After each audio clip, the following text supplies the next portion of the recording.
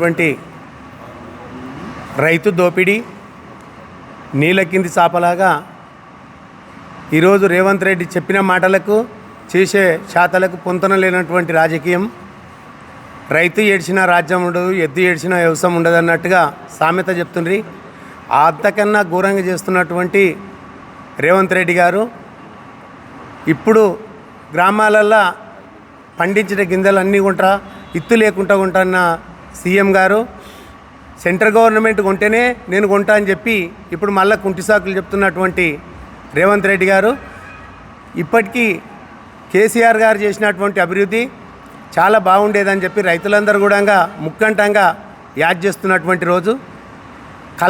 కల్లాలు ఏర్పాటు చేసి ప్రతి గింజ కూడా ఎక్కడ ఖరాబు కాకుండా కొన్నటువంటి బీఆర్ఎస్ ప్రభుత్వం ఇప్పుడు కాంగ్రెస్ ప్రభుత్వం వచ్చినాక కల్లాలు కాదు కదా, వాగులై పారుతున్నటువంటి గింజలన్నీ మొత్తం వాగులలో పోతున్నాయి. వాగులలో పోతుంటే రైతులు వలవల ఏడుస్తుంటే కూడా పట్టించుకున్న పాపాన పోతలేరు.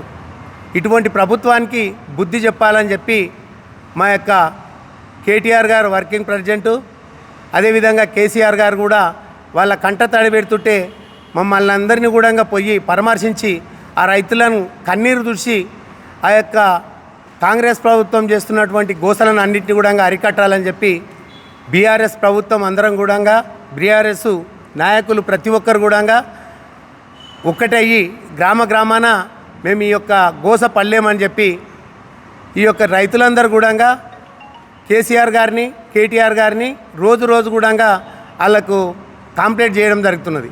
అదేవిధంగా ఇప్పుడు చేస్తున్నటువంటి ప్రభుత్వం టైముకి గింజలు ఇవ్వకుండా నకిలీ విత్తనాలు ఇచ్చుకుంటా, నకిలీ మందులు ఇచ్చుకుంటా ఇవన్నీ చేస్తుంటే కూడా ఎక్కడ అరికట్టిన పాపాన పోతలేరు.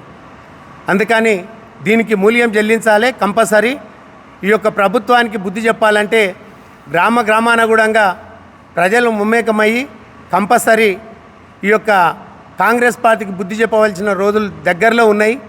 కంపల్సరీ ఈ యొక్క కాంగ్రెస్ పార్టీ చేస్తున్నటువంటి అరాచకాలకు మేమందరం కూడా తిరుగుబాటు చేసి ధర్నాలకు కానీ దీక్షలకు కానీ ఒకవేళ నిజంగానే ఈ రైతు బంధు వేయకపోతే కానీ రేపోతే ఈ గింజలు కొనకపోతే కానీ రోడ్ల మీదకి వస్తాం, దీక్షలు చేస్తాం, ధర్నాలు చేస్తాం, కంపల్సరీ ప్రభుత్వాన్ని స్తంభింపజేస్తామని చెప్పి తెలియజేస్తున్నాం. ప్రెస్ మీడియా మిత్రులకు అందరికీ కూడా నమస్కారాలు తెలియజేస్తాం.